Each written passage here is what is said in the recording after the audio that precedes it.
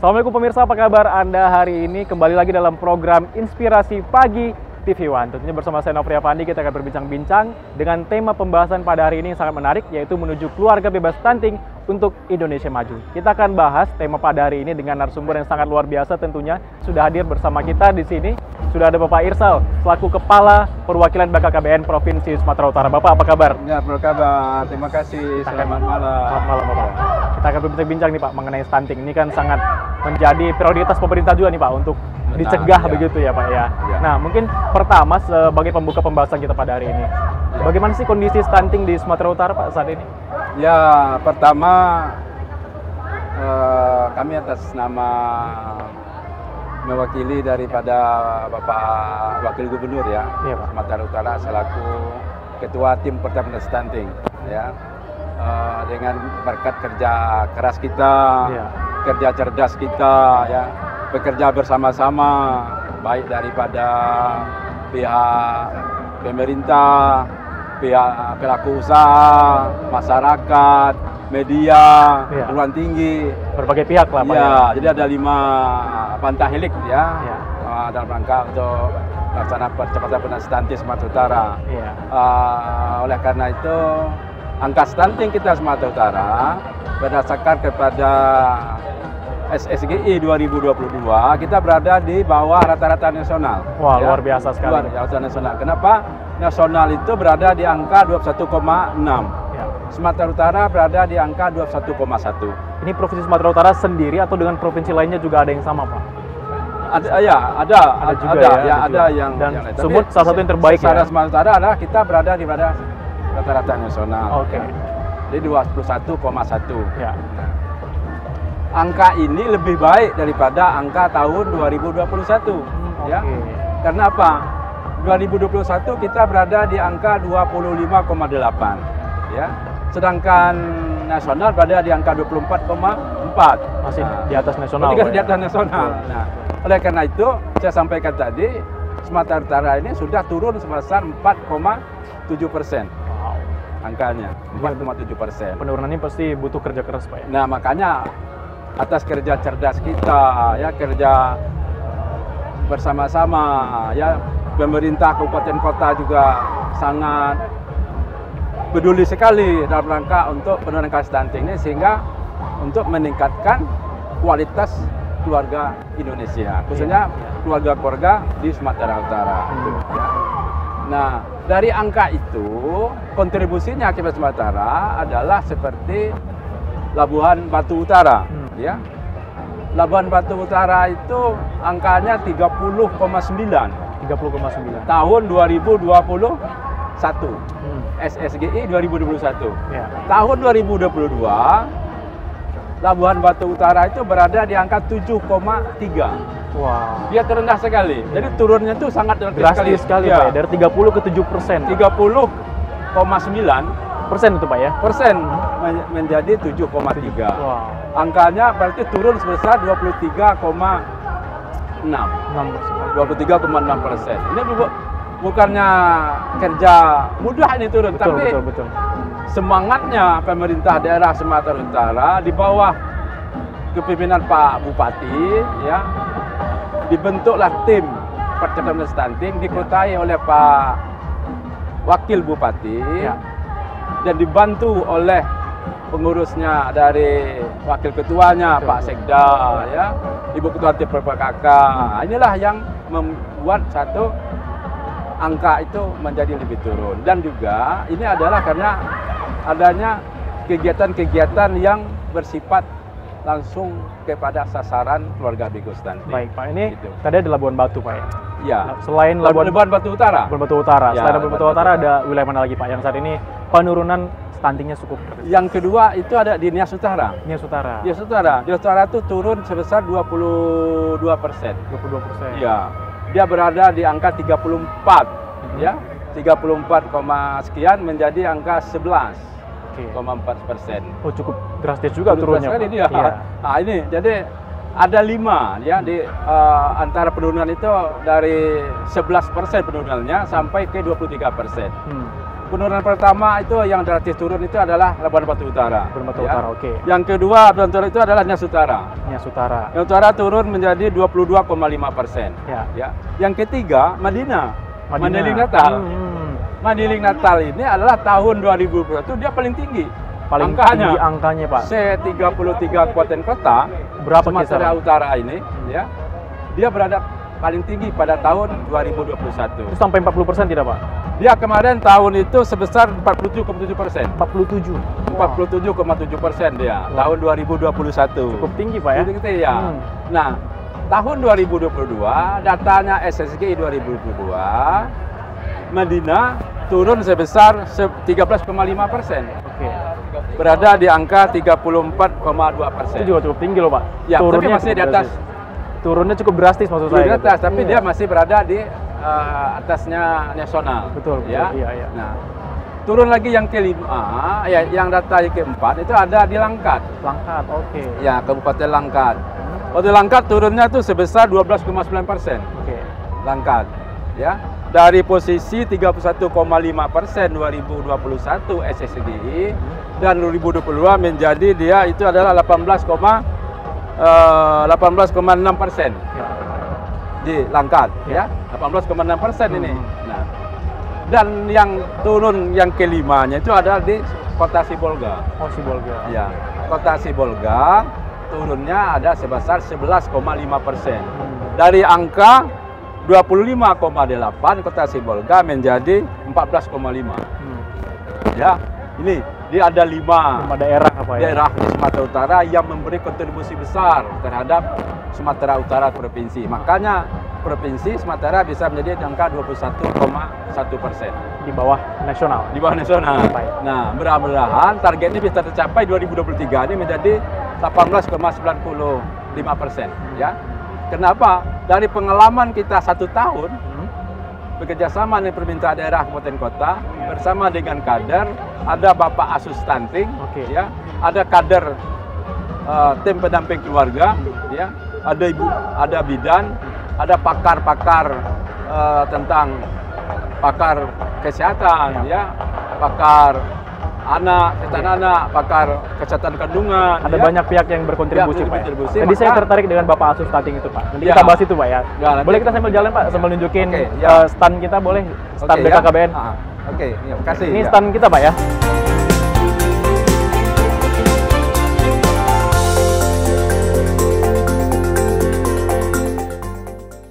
Ya, pemirsa, kembali di Inspirasi Pagi TV One. Masih bersama Bapak Irsal di sini, sudah ada pendampingnya yang luar biasa, para duta-duta ya, duta genre ya, Provinsi Sumatera Utara. Nah, tadi kita ada satu hal yang cukup menarik, yaitu Bapak Asus Stunting. Nah, saya akan tanyakan langsung Pak Irsal. Pak Irsal, tadi Bapak bilang ada pihak-pihak yang sangat berkontribusi akan turunnya angka stunting di beberapa wilayah. Ada Bapak Asus tadi, Pak. Mungkin Bapak bisa jelaskan pada pemirsa. Baik, jadi dalam rangka penurunan stunting ini banyak melibatkan multisektor ya.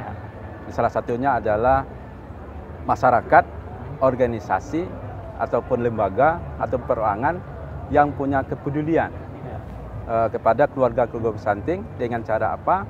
Dengan menyisihkan, ya, menyisihkan daripada pendapatannya untuk memberikan berbentuk makanan bergizi kepada keluarga-keluarga stunting. Nah, oleh karena itu, Bapak Asus Stunting ini boleh dia perorangan, boleh dia kelompok, atau boleh organisasi memberikan berupa makanan protein hewani kepada keluarga berkebutuhan stunting itu. Apakah kepada siapa? Kepada ibu hamilkah? Atau kepada ibu yang punya balita? Atau ibu yang menyusui? Atau kepada anak di bawah umur 2 tahun? Ya, nah ini.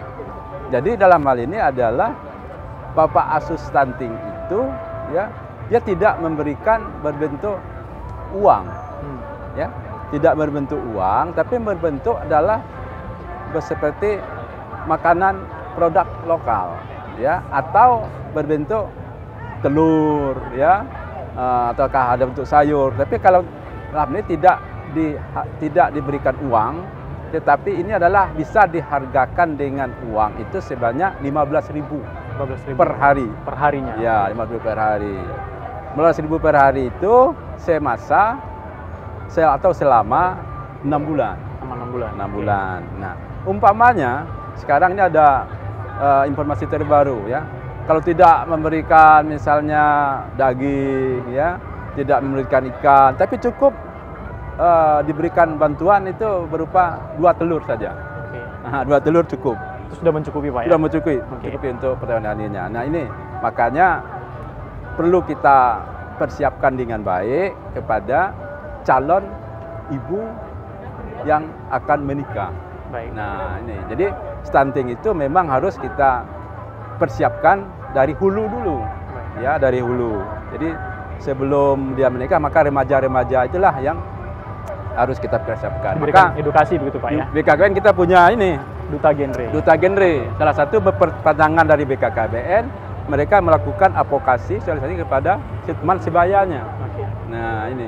Baik, Jadi duta-dutanya lah yang juga menjadi salah satu peran juga dalam rangka untuk penurunan angka stunting. Baik. kita. Tadi Ya. saya juga tertarik Pak, ini kan ada 5 wilayah di Sumatera Utara yang Ya, cukup ya. drastis penurunan stunting. Ya. Ada Labuan Batu Utara, Ya. Nias Utara, Mandailing Natal, Langkat, dan Sibolga. Ya, Nah, ya. kira-kira kenapa sih Pak 5 daerah ini yang cukup drastis nih penurunannya? Apakah ada program khusus yang diterapkan? Ya, baik. Pertama begini ya. Yang saya sebutkan 5 kabupaten kota itu, Labuan Batu Utara penurunan pertama, kemudian adalah Nias Utara, yang ketiga adalah Mandailing Natal, yang keempat adalah Langkat, yang kelima adalah Sibolga. Itu adalah angka penurunannya di atas 10% sampai 23%. Tapi ada juga dari 3 kabupaten itu penurunannya ada yang 3%, ya, ada yang 5%, ada. Tapi 5 kabupaten dengan kota ini adalah itu yang di atas 10%. Ya, sepertinya yang nomor 5 tadi itu sepertinya Sibolga. Ya, Sibolga itu kan turunannya sampai 11% Ya. turunannya. Nah, yang tertinggi penurunannya kan di Labura 23,3%. Nah, ini. Tapi tidak berkemungkinan yang lain juga penurunan juga ada. Oke. Ya. Nah, dari penurunan ini pertama adalah komitmen, ya, komitmen kepala daerah selaku pengarah dan juga daripada Bapak Wakil Bupati selaku ketua tim Pertanian Stunting Kabupaten Kota. Selalu dia melakukan edukasi, ya. Selalu ada pertemuan, selalu ada evaluasi. Nah, inilah yang dilakukan oleh pemerintah daerah, termasuk juga kabupaten-kabupaten yang lain, ya, sehingga bisa memberdayakan daripada kader. Ya. Kenapa? Kita punya tim pendamping keluarga di tiap desa kelurahan. Baik. Karena kita punya tim itu hanya sebanyak 30.969 kader yang selalu melakukan pendampingan kepada calon pengantin, kepada ibu menyusui, kepada ibu hamil, dan kepada ibu yang punya baduta. Pihak-pihak yang berisiko stunting gitu Pak ya? Keluarga yang berisiko stunting. Itulah yang keluarga berisiko stunting. Baik. Sehingga kalau kita stunting harus turun, harus kita lakukan pencegahannya. Maka pencegahan itulah diawali dengan dari hulu. Ya. Dari Dari hulu. calon pengantin dulu. Calon pengantin dulu. Nah, Bapak tadi bilang kan ini ada pihak-pihak terutama kaula muda nih yang Kaula cukup muda, berperan ya. aktif di masyarakat dalam pencegahan stunting, dan salah satunya hadir dalam event Pekan Raya Sumatera Utara pada hari ini Pak. Iya. Ini bisa Bapak jelaskan nih promosi program pencegahan stunting yang hadir di event pada hari ini seperti apa Pak? ya, makanya sekarang ini bahwa BKKBN itu kami sampaikan bahwa tidak lagi identik dan sama dengan alat dan obat kontrasepsi. Ya, sudah jauh sekali perubahan. Maknanya BKKBN adalah seperti bagaimana ikut di dalam mensosialisasikan programnya pemerintah melalui adalah seperti Pekan Raya Sumatera Utara ini, ya. Disinilah kita melakukan sosialisasi, ya. Di samping kita menampilkan banyak pamflet, ya. Kita menampilkan ada alat peraga tentang alat dan obat kontrasepsi supaya masyarakat kita tahu, karena yang datang di PRSO ini bukannya orang tua saja, ya. Ada pasangan usia subur, yang datang sini ada remaja, Berbagai kalangan Pak ya? ya, berbagai kalangan, berbagai umur. Ya. Nah, sehingga disitulah mereka akan mendapatkan edukasi. Kenapa? Di stand kita BKK ini kita menyiapkan juga ada pelayanan keluarga berencana, ya, pelayanan gratis, ya. Jadi setiap hari bisa dari pasangan usia subur, karena di sini ada nanti kita tugaskan tenaga kesehatan ibu bidan, ya, akan memberikan pelayanan kontrasepsi berupa pil ataupun berupa kondom, ya. Oke. Nanti ada juga pelayanan kontrasepsi yang bersifatnya tindakan, ya sepertinya pemasangan implan, pemasangan IUD, karena nanti kita libatkan kendaraan mobil yang bisa tempat untuk laksanakan pelayanan keluarga berencana. Itu laksanakan pada 2 kali minimal 1 minggu. Ya, kita laksanakan di stand kita ini. Ada tidak Pak syarat-syarat tertentu yang harus dipenuhi atau masyarakat tinggal datang saja langsung dilayani? Masyarakat datang saja, ya, karena sekarang kita mempermudah ya supaya masyarakat kita, aseptor kita, pasangan seumur kita, ya supaya tidak putus pakai obat kontrasepsi, ya, sehingga mereka tetap menjadi peserta KB aktif, ya, dalam rangka untuk mengatur jarak kelahirannya, sehingga mereka menjadi sehat dan juga menjadi keluarga yang berkualitas. Baik Pak. Ya. Tadi Bapak bisa jelaskan ulang Pak, ada apa saja sih pihak-pihak yang memang berisiko terhadap stunting ini Pak? Tadi yang paling Bapak tekankan adalah calon pengantin, gitu Pak ya? Ya. Baik, jadi kalau kita di BKKBN, ya kita punya data, by name by address, ya itu namanya data keluarga berisiko stunting, ya. Jadi keluarga berisiko stunting itu adalah keluarga yang terdiri dari ayah, ibu dan anaknya, di mana, ya, di mana keluarga itu terdiri dari ibu atau remaja calon pengantin, kemudian ibu yang hamil, ibu menyusui, dan ibu yang punya balita dan baduta. Nah, oleh karena itu apa kita lakukan? Sebelum mereka melakukan pernikahan, maka calon pengantin itu harus tahu dulu patologi kesehatan dirinya. Nah, bagaimana dia tahu patologi dirinya? Bahwa mereka itu mau menikah. Sekarang ini BKKBN melakukan kerjasama dengan Kementerian Agama, ya, untuk melakukan konseling atau melakukan persiapan pranikah, maka dari pihak BKKBN diharapkan pada calon pengantin itu dia harus tahu dulu pertama apakah bagaimana tentang kesehatan hemoglobinnya. Nah, hemoglobinnya dia harus tahu itu, ya. Yang kedua dia harus tahu dan mengetahui berapa besar lingkaran lengan atasnya, ya. Karena hemoglobinnya itu adalah berada di posisi minimal, ya, seharusnya itu di atas angka 12, sebenarnya 12 lah. Ya, 12. Lingkaran lengan atasnya itu harus besar 23,5 cm, ya. Nah, setelah itu dia ukurlah timbangkan badannya, ukur tingginya, dan data ini diisi di dalam LCMIL, elektronik siap nikah dan siap hamil. Nanti apabila data ini benar, makanya nanti keluarlah sertifikat dari aplikasi yang diisi oleh calon pengantin itu, baik yang calon pengantin perempuan maupun calon laki-laki, akan keluar itu bahwa nama A bla bla bla siap dan siap untuk menikah dan siap untuk hamil. Muncul itu. Nah, oleh karena itu kami dari BKKBN menganjurkan 3 bulan sebelum menikah harus mengisi atau tahu tentang kesehatan dirinya, ya. Tapi maknanya bukan 3 bulan tidak boleh menikah. Ya. Pertanyaan gimana pertanyaannya? Pertanyaannya adalah bagaimana dia mau menikah belum tahu tentang kesehatan. Misal 1 minggu udah mau menikah, kan nggak mungkin dibatalkan. Nah, makanya boleh menikah, silakanlah menikah, tetapi jangan hamil dulu. Jangan hamil dulu. Periksa kesehatan terlebih dahulu. Kesehatan dulu. Nah, setelah dia standar kesehatan sudah terpenuhi, barulah mereka untuk hamil. Jadi program-program tadi adalah pasti tujuannya untuk meminimalisir stunting terhadap anak, ya Pak ya. Makanya mulai dari sebelum pernikahan. Sebelum pernikahan. Makanya kita sampaikan sebelum terjadinya prakonsepsi. Sebelum terjadinya prakonsepsi itulah harus dipersiapkan dengan baik, Pak ya. Itu, ya. Nah, pemirsa, menarik sekali tadi pembahasan kita dengan Pak Irsal. Tentunya kita akan bahas lebih banyak lagi mengenai stunting ini, dan kita akan lanjutkan setelah jeda yang berikut ini, tetap di Inspirasi Pagi TV One.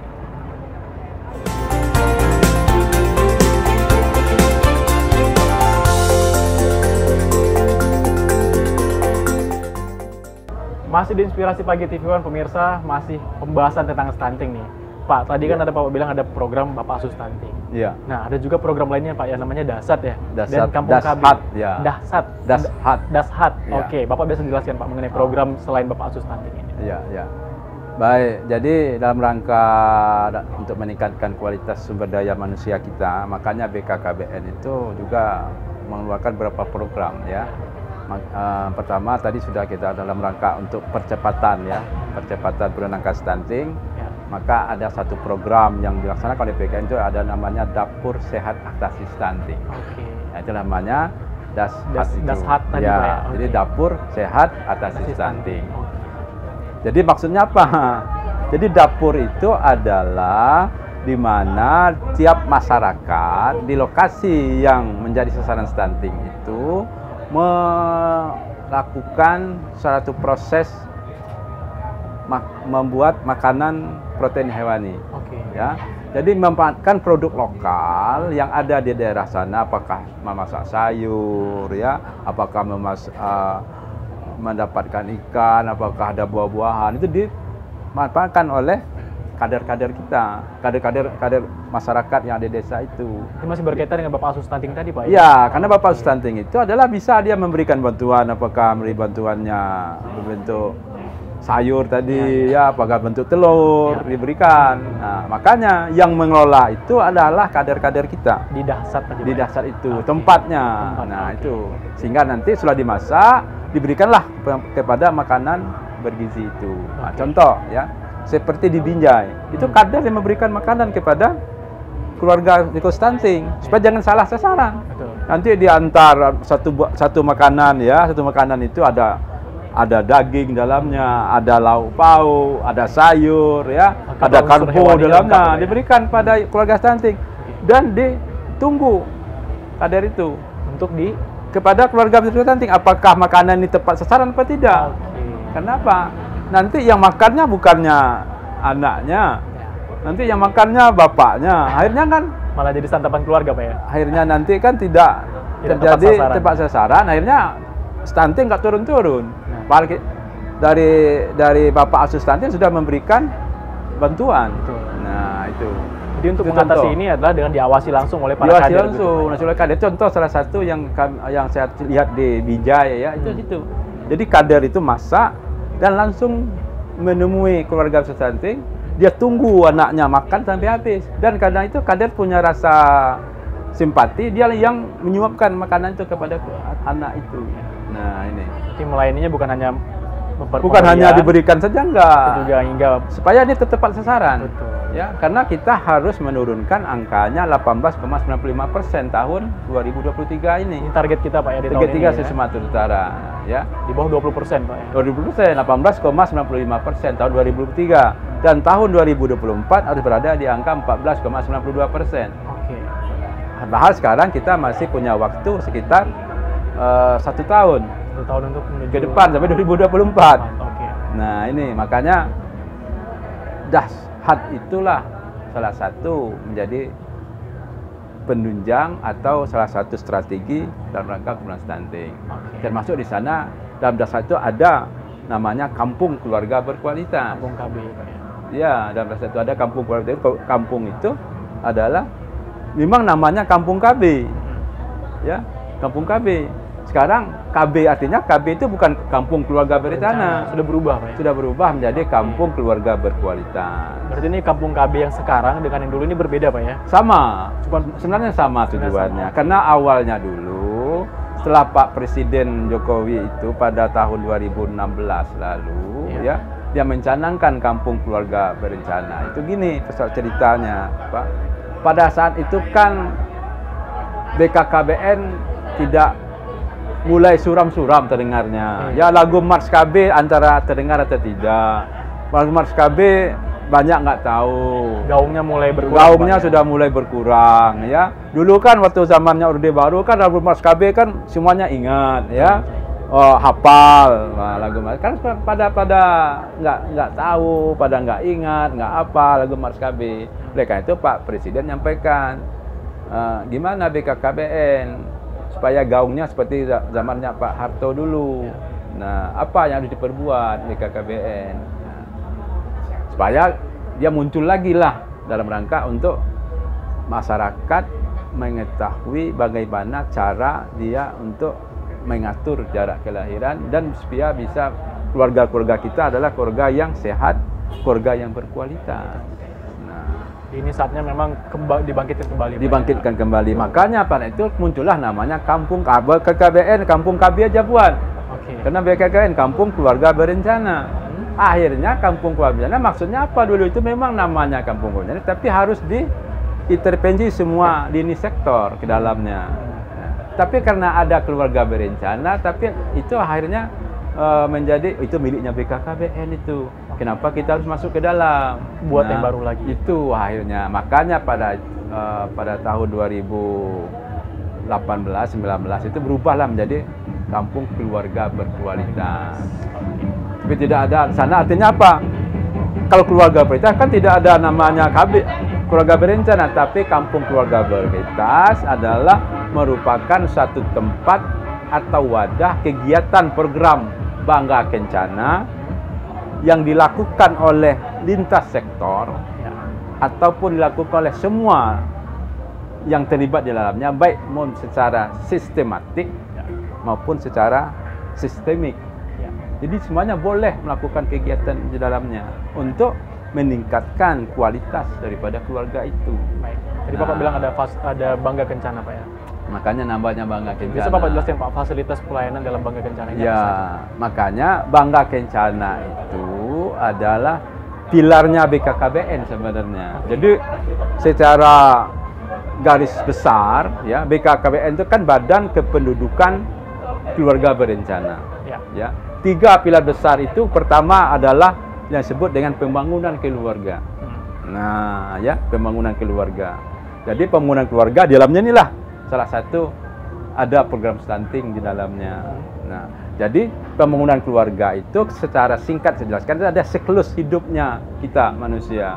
Mulai dari remaja, remaja, nanti dia menikah, dia menjadi ayah dan ibu, dia punya anak, namanya masuklah program Bina Keluarga Balita di dalamnya. Kemudian dia jadi remaja lagi, masuklah jadi program Bina Keluarga Remaja.